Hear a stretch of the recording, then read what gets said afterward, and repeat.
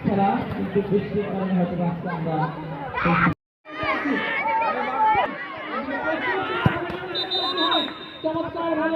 এবং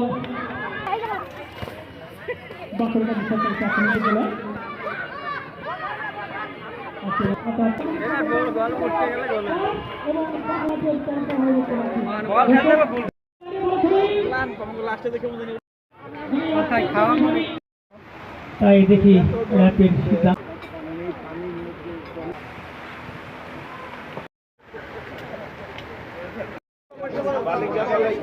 বিনীতভাবে অনুরোধ জানাচ্ছি